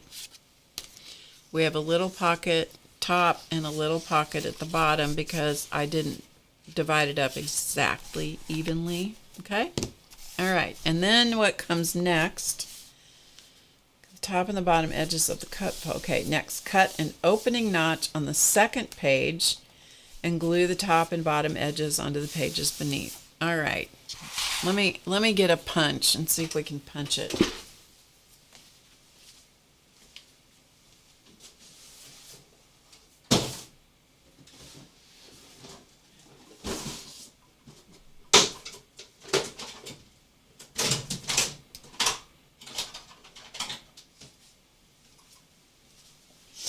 Hopefully this fragile paper will let us punch it. This is an 1.5 inch. Whoa, 1.5 inch punch. All right, let's see if we can make this work because I don't want to have to cut it.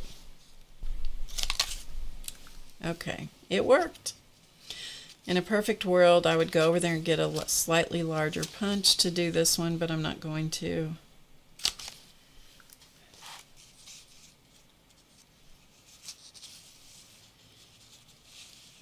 Because we are in the adaptation phase. Okay, so we have that. I love these EK Success punches, and I think that company is no longer in business. Sad but true.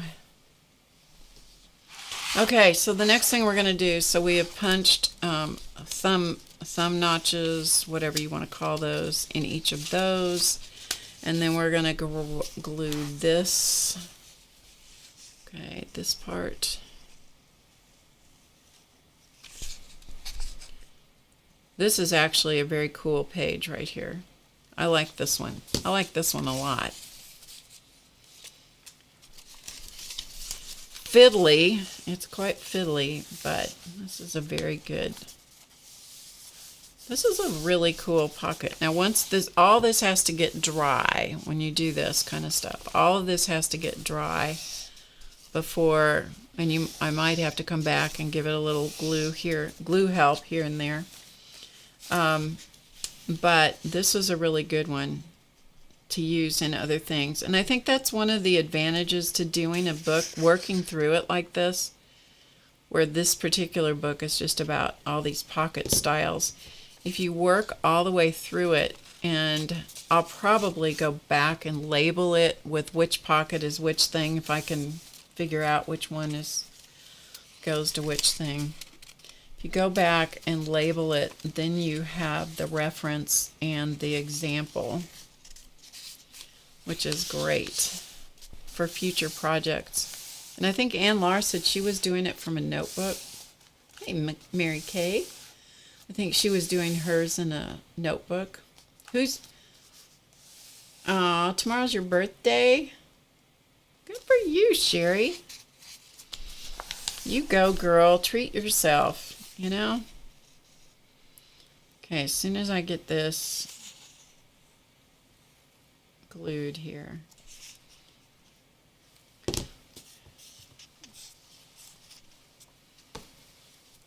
I should not be doing this in my best clothes, but that's our, you know, it is what it is. Those of you who are VIP members at HowToGetCreative.com, tomorrow is the VIP class. If I can get all equipment functioning, which I probably can, because it all has to be working in order to have the class tomorrow, the live class. Yay! I love having the live classes. I really do. So you can always come and join us. Okay, so here we go. All right, so here's what we have. We have this folded, this is a folded edge. This is a cut edge here. That's a cut edge pocket. Same thing here, but it's wider. There's the cut edge pocket.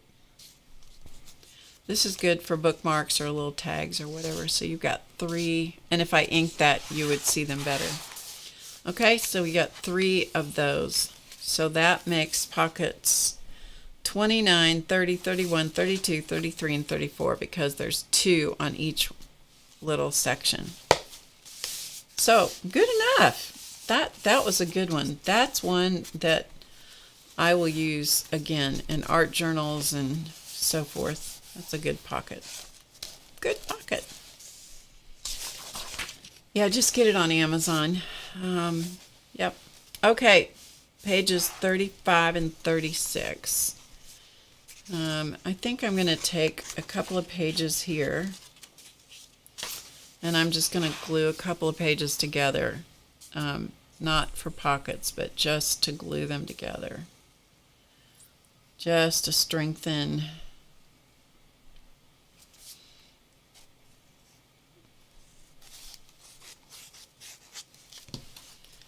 Just so that we have a couple of pages kind of glued up. It just kind of helps to, I think, to give your book a little more heftiness, shall we say. It does take a minute for the tacky glue to set up, but it's not very long. But when it's setting up, you want to kind of make sure that you don't glue things together you didn't mean to glue together. If they're supposed to stay separate, kind of go over that. All right, so hopefully that's good. All right, there's that one. All right, let's do one more. Same thing, glue one more set of 2 pages together, not for the purposes of a pocket, but just for the purpose of having a couple of just single pages, but they're stronger because they're glued together. Glued to its neighbor, so it makes it stronger. Together we're better, right? Good enough. Okay, so we've got 2 single pages. Again, if you wonder why this is a weird camera angle, it's because equipment, cameras, and computer at Barb's studio are not speaking to each other today. Not all of them are not speaking, just some of them. So we're doing old school, using a webcam right here. Okay, so pocket 35 and 36. All right, requires 2 pages. Okay, let's do 2 pages. Make a diagonal cut from the middle of each page to the top where it meets the spine, and then make another cut from the middle to the bottom where it meets the spine. Apply a dot of glue to the points of the page and fold inward, leaving a small gap. Crease down well. Okay? All right, so we're going to take, it requires 2 pages. All right, here's our 2 pages. We're going to take this and we're going to go, there's my pencil. Okay, we're going to do what now? Let's make sure. Diagonal cuts from the middle of each page to the top. Okay, that means we got to find the middle of the page, right? More or less. 3 and 3.5, 3 3/4 should be the middle of this page. And if it's not, we'll always wish it was. Okay, so we're going to draw a line from the spine to the middle of the page,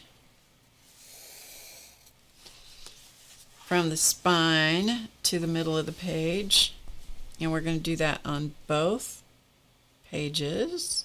Okay.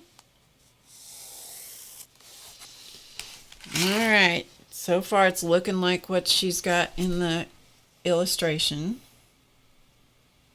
It does help that it is lots of pictures on these pocket pages. That does help a lot.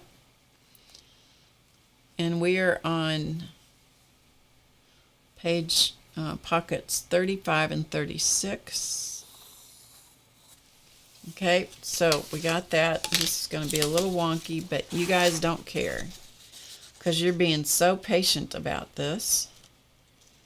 So this is cut this off. And as I've reiterated, in case there's new people here, when you're making a book like this, I highly recommend that you would do your inking as you go. Okay, I gotta figure out how to cut this. See how awkward you can make this look, Barb.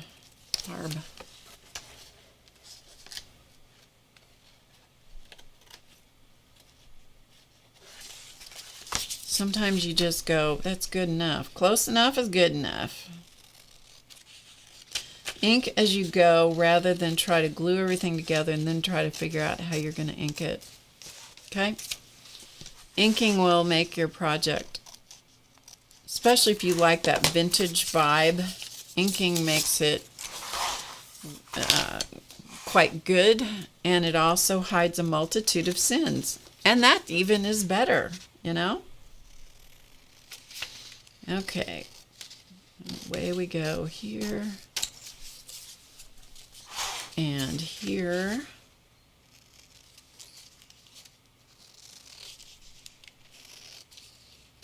I'm not going to guarantee you that the way I'm doing this is exactly the way that Natasha shows it or intends for it to be. It could be the way I want it to be. Okay, then we're going to fold these inward, leaving some space in toward the spine. And this would be good if you kind of fold it nice and straight. Okay, straight-ish. So we're going to do this. We're going to fold this one in straight-ish. Okay. Okay, it's not super straight, Barb. It's not super straight. When you have printing, you should be able to line it up. The type should be able to line up going straight across the page. Okay, good enough. And then she says to apply crease down top. This creates 2 pockets on the top where it meets the spine. Apply a dot of glue to the point of the pages. Okay. Ta-da! And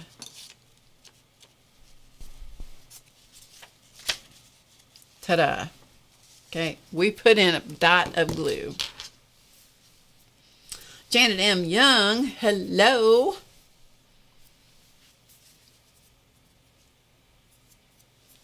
The name of this book is Treasure Bookmaking.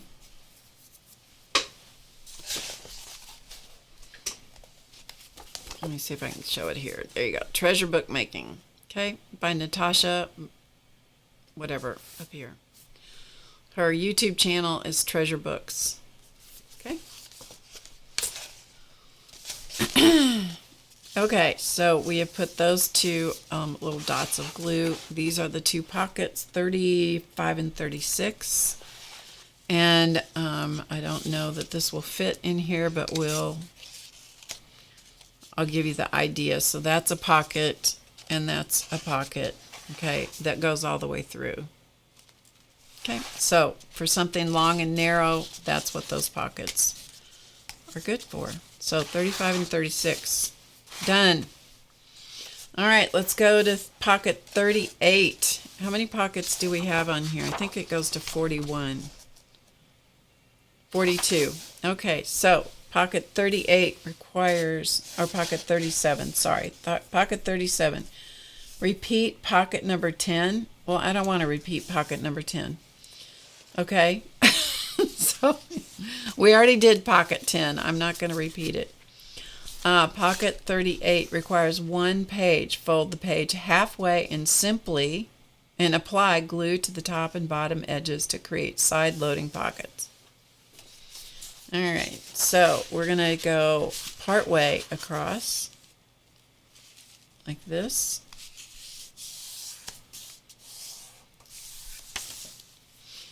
And we're going to glue at the top and the bottom, like so.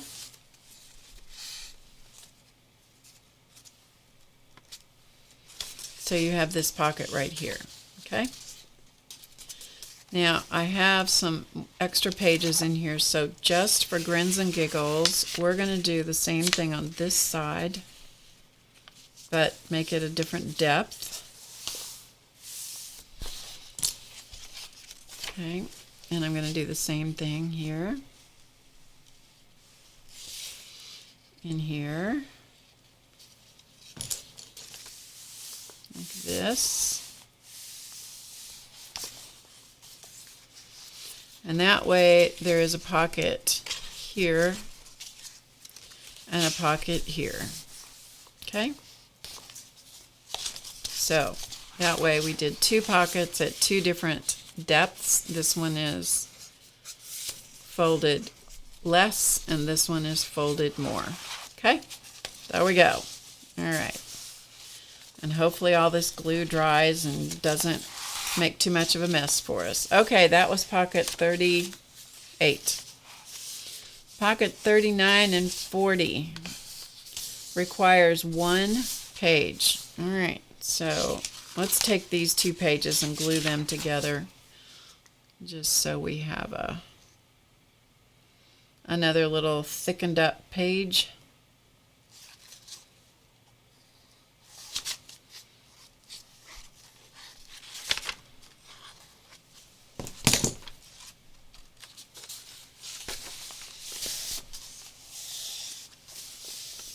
Hi, Christy.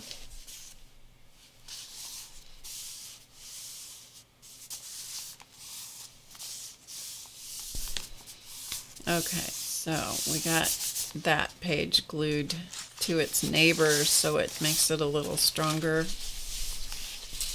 Okay, so we're going to go flip that over, and we're going to take this 1 page. Okay, this is pockets 39 and 40. Requires 1 page. We'll go back through all these pockets at the end. How about that? And hopefully nothing is glued itself to something it's not supposed to, and if it does, we'll cut it open. Fold that page in half, creasing it down, and then create a horizontal cut from the folded edge to the spine. Okay, so this goes over to this like so. Okay, so I folded it in half like so, and then we're going to cut across to divide it into 2 pockets. So that is at the 3 3/4 mark, essentially. So we're going to do that. We're going to give ourselves a line to cut on. We're going to cut all the way across.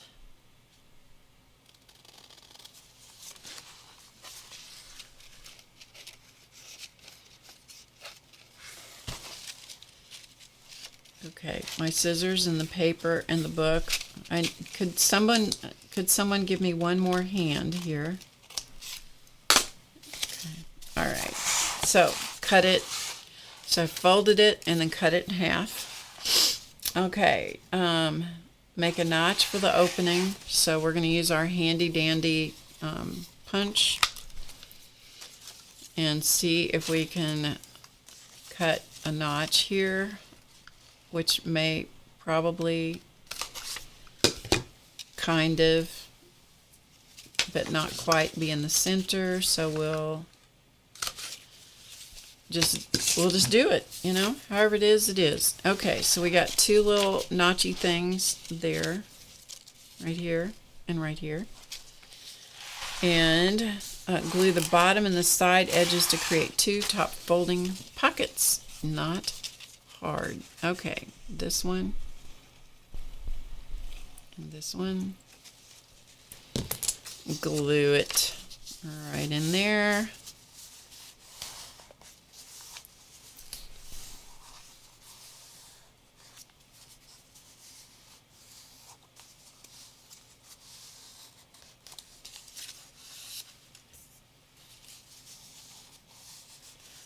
Yeah, it is a whole story, Christy. You just gotta kind of pretend it's Monday.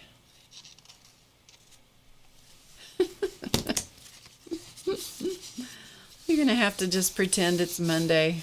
When it gets to Monday, we'll pretend it's Friday. You know, the other day, I forgot to, when I was trying to change the title on the video, I wasn't paying attention and I labeled it as Mon Friday. So, you know, basically, you guys can just make it up as to whatever day you want it to be. Okay, so we glued those 2.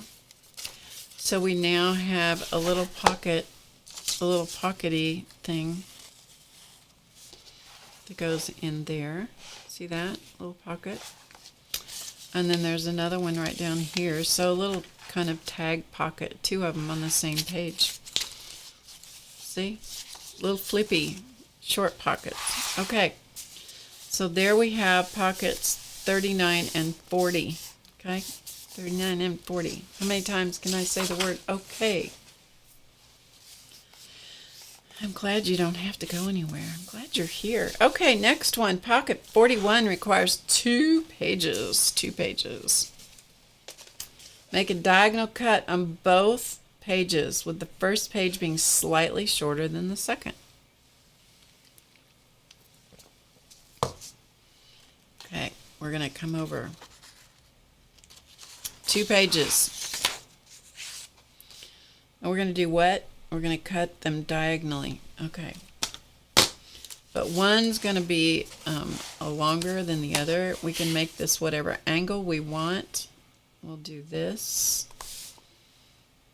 If you don't have quilting rulers that you work with, I highly recommend that you get you some quilting rulers. Quilting rotary cutting rulers. Okay, that's the first one. Okay, let's just do this. Let's cut this one off. One of the things that's nice about the quilting rulers is that they have different angles marked on them. So that is quite nice that you have the angles like the 45-degree angle. Oh, sorry, the lights. This is just like the worst camera work ever today. This 45-degree angle, I put that at the top of the page and then drew across that. So that's how I did that. Then I'm going to come back and I'm going to make the next one. Hopefully I only cut 1 page. I did. That's like a stroke of luck that I only cut 1 page. I'm going to cut the next one slightly longer.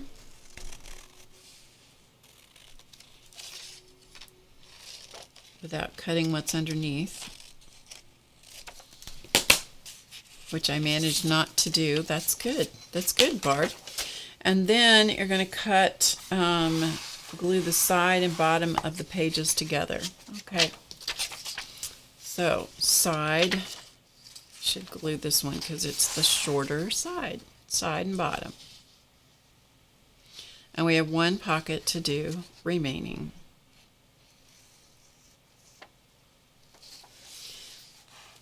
You too can make a book like this. I know you're so excited. It's actually a very good reference. Very good reference. And I'm going to glue this at the top up here, which is not, I don't think that's what she said, but it is a really good, it's an extra little support that for this particular fragile paper, it needs a little bit more support. Okay, and so what you have here is this pocket. Okay, pocket 41. So you have this pocket right here. I glued bottom, side, and I also did the top. Okay. Yes. Pocket 41. We have 1 more pocket. Requires 2 pages. And then I've got a whole bunch of extra pages in here that I'll figure out what to do with. We're going to put this one right here because I need to glue. I ripped out a bunch of pages right in here so it looks pretty ugly. So we're going to glue this together right here in the middle of this. And then I'll figure out what else to do. Requires 2 pages. Cut a curved side opening on the first page and glue it. Okay. I need something that's a big curve. What do I have that's a great big curve? You know what? We're just going to wing it. It doesn't matter. We're going to wing it. Okay. Shallow curve.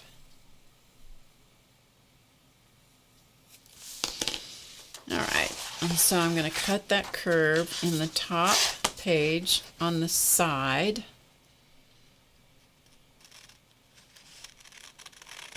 Like so.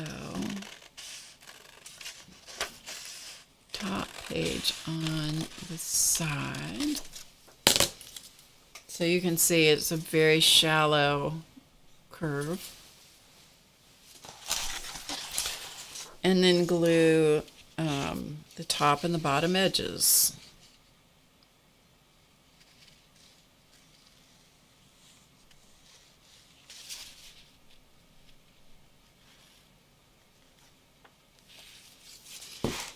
And that will encase that ugliness in the spine area where I ripped out pages.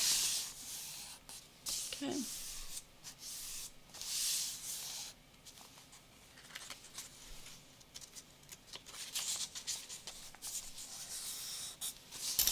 Like that. And so what you have then is this cut edge, that curved cut edge in the top page.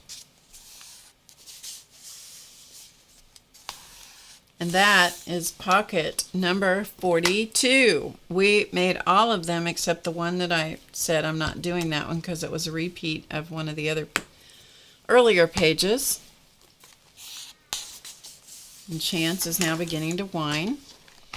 Okay, so from the side, the book looks like this. Okay, it's got a bunch of stuff. It's got some pages in here that nothing has been done to. So we will go through the pockets that we did today. Okay, we did this page. I think this was the first one we did, and this was a pocket here and a pocket. Well, this is not a pocket. Okay, so I did a pocket in this little spine area and this one, and this was where I creased it accidentally. Okay, the next one is folded down this way, and there's a pocket, a slip pocket here. This does not have a spine opening, so it's this way and this way. On this one, there's a pocket here and a pocket in the spine. Okay. Oh, and this one, there's also a pocket between the pages. So there is 1, 2, 3 pockets on this one. Okay. All right. The next one we did was this one. And this one has a pocket. Slips up here, slips down in there, and comes in from the side. So that is on this section. All right, next one was 3 pages.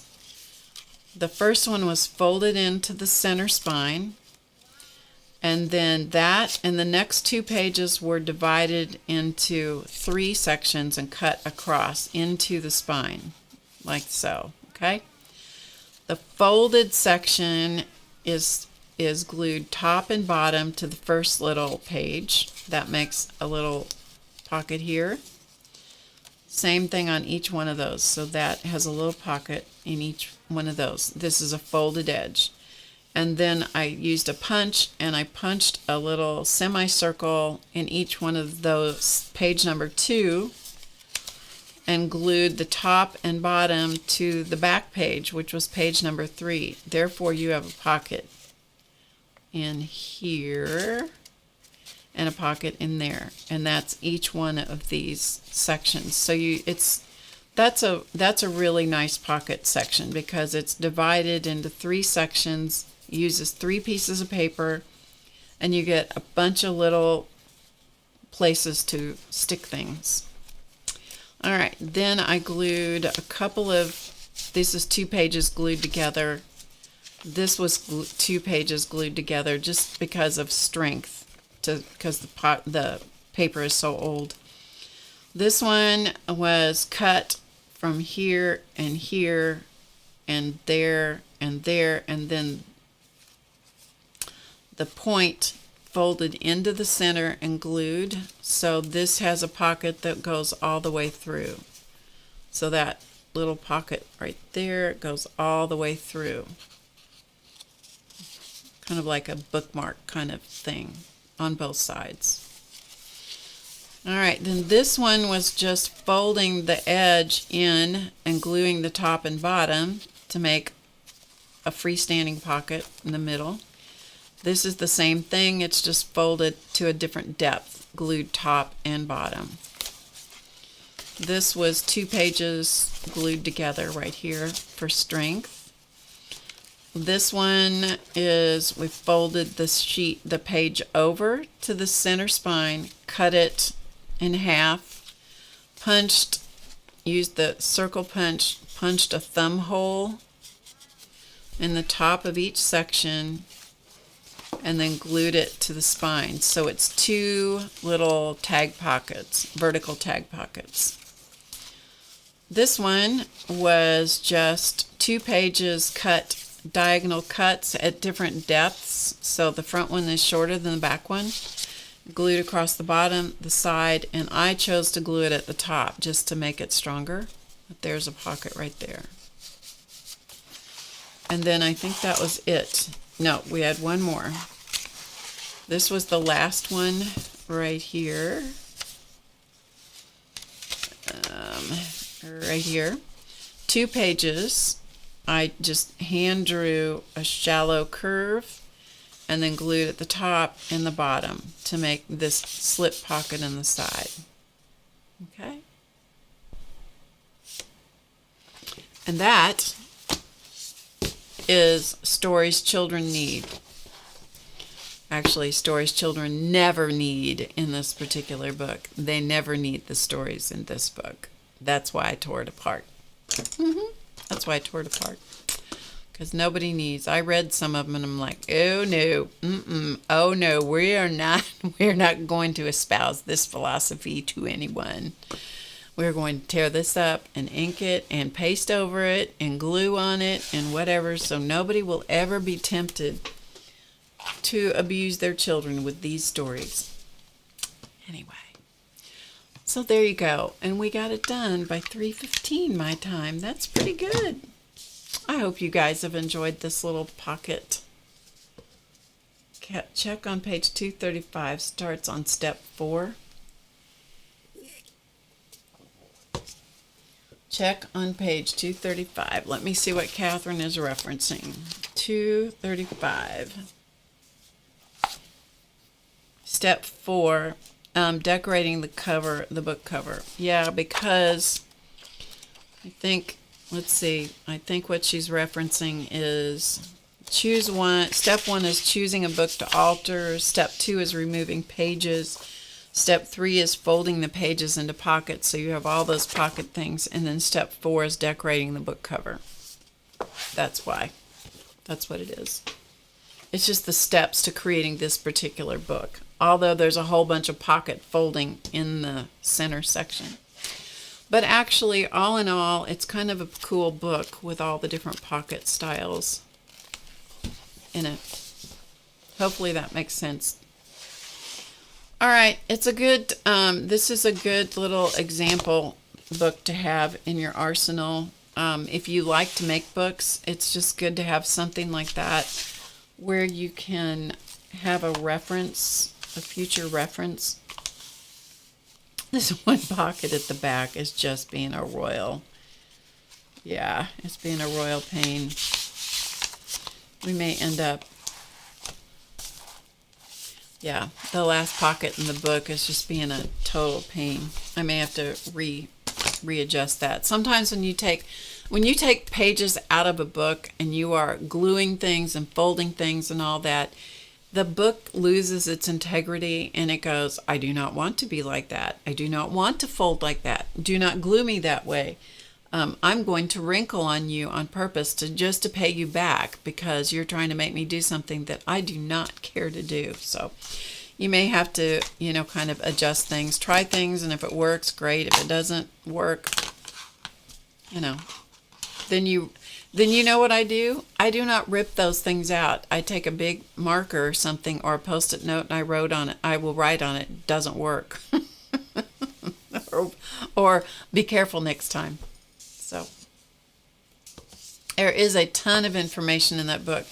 And don't feel like when you use any book or any reference, and this is anybody's book, don't feel like you need to do it exactly the way that the author said. Just because they did it their way, that doesn't mean, and not everybody agrees with me on this, by the way. Don't feel like you have to do it that way just because it's written that way by the author. You paid for the book, use it the way you want to. One time my husband, who most of you remember, Claus Man, he was a wood carver. And one of the things that he did as a wood carver, was, it's always good to continue learning, right? And so he took a class. It was an online. This was when online classes were first starting, and video was not a thing. Everything was done with static pictures. And he took a class. It was on carving a duck or something. And he kind of did it. He took the inspiration from the project and he did it the way that he wanted to do it, and got kicked out of the class. Hey, Kel. He got kicked out of the class.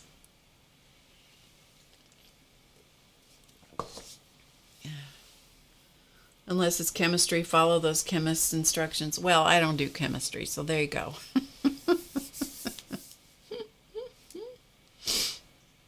Okay, that's going to conclude today, and I will at some point adjust I'll adjust the video title and so forth, but it's not going to happen right now because I'm going to go take a nap since I've not had a whole lot of sleep and I'm tired. Thank you for putting up with me and my kind of making do today, going old school. And sometimes it's not bad to go old school, is it? All right. I will see. I lift you up, Christy. Oh, bless your heart today. Today, if you got something out of today, bless your heart. Thanks for being with me. Tomorrow is the VIP class. That is the plan. Watch your email. I will get the email sent with the links if I can get my system, computer system up and cooperating. So I will get that done. But tomorrow we're planning to have a live class, so hopefully I will see you then.